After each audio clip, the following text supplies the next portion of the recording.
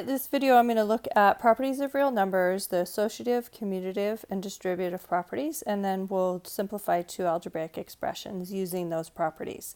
Let's go ahead and get started. The associative property is looking at, what we want to add or multiply first. So in this first part, I have negative 9 plus 7. If you were doing that in your head, you'd get negative 2, and then you have to add a 3. There's lots of times where you're taking negatives plus positives, so that's it's actually a little easier if we grouped the 7 and 3 first. We had let those associate together, so that would be easier for me in my head to take and add those up, and then it's really easy to think negative 9 plus 10, that's just 1. Okay, so these properties are really to make your life easier. And this can happen with multiplication as well. 5 times 3/4. Ugh, what's 3/4 of 5? My brain's already wanting to shut down. But if I let my 3/4 and my 4, if I associate those guys and deal with that first, that's not so terrible. 3/4 times 4. Remember, when you're multiplying fractions, you just need to multiply numerators. So this would be 3 times 4 is 12, and then that 4 didn't have a denominator, but we can give it a denominator of 1, and then multiplying straight 4 times 1, and then a fraction, that just means division. So 12 divided by 4 is 3. So on this one, then we would have, it's 5 times 3, and so that's 15. The commutative property is where you can actually move a number into a different place in order. And I think of commuting to work, I'm moving, my body is moving, my car is moving. So commutative property is all about moving numbers around.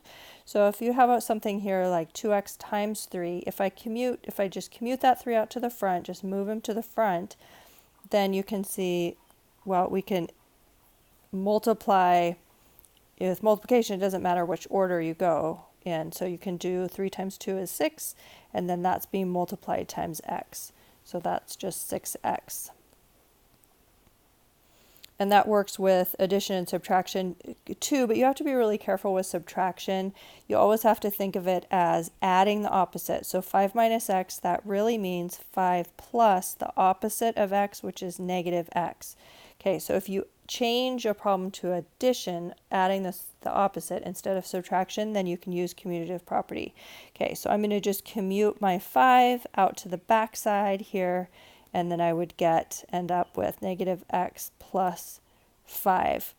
And it is a convention to write the variable first, the x first, and so that would be a nice way to clean that up using commutative property to getting your x coming first. Okay, now distributive property, we use that all the time. That's where you take 2 times, if there's a number in front of parentheses, it means multiplication. So 2 times parentheses x plus 5. Well, what happens here is you give a little, you distribute some multiplying by 2 to the x, and you give a little multiplying by 2 times the 5 as well. So that ends up being 2x plus 10.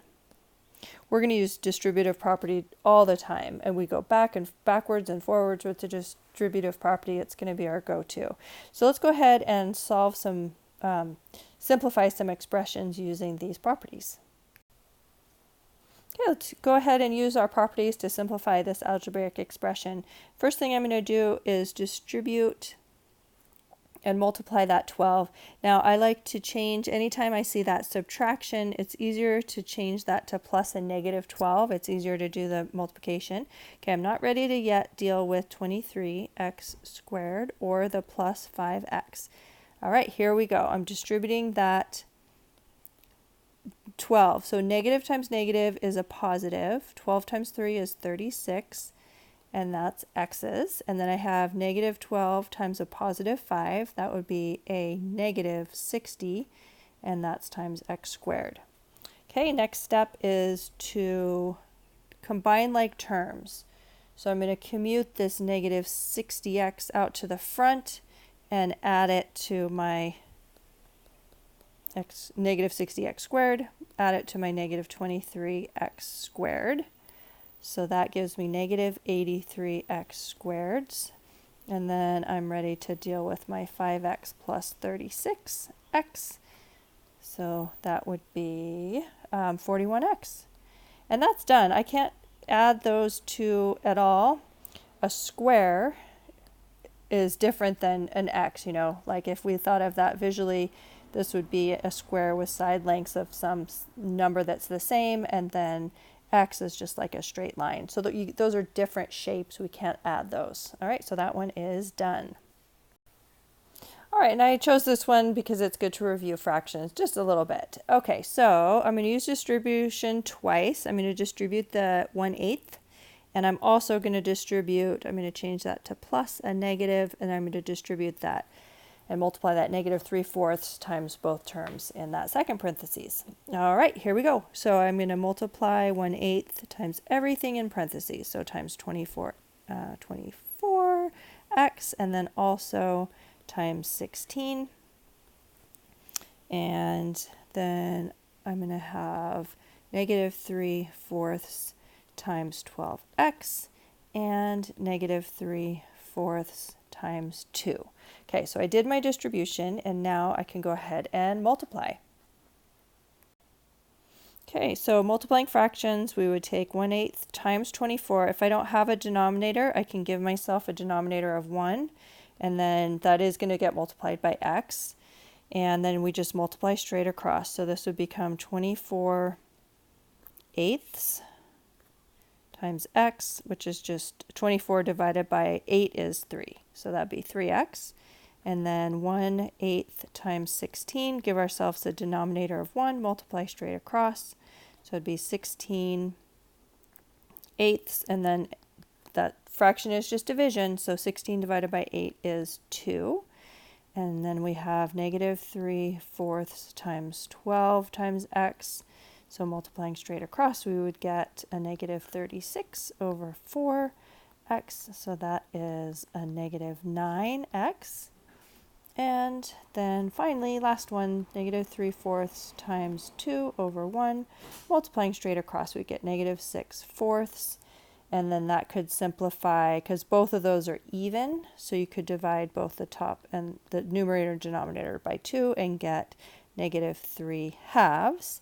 Now we're ready to combine like terms. So I'm going to take my x's, 3x's plus negative 9x's, that would be negative 6x's, and then 2 plus a negative 3/2. When we're adding fractions, we need to get a common denominator. Okay, if a number doesn't have a denominator, we can always give it a denominator of 1, but now we need to get the same denominator. Let's let it be halves. So whatever I multiply in the denominator, I have to also multiply in the numerator. So this becomes 4/2 plus negative 3/2, and then you just combine numerators. So 4 plus negative 3 is 1, and those are halves. So negative 6x plus 1/2, and that is done. Okay, so there you have it, associative, commutative, and distributive properties and how to use them.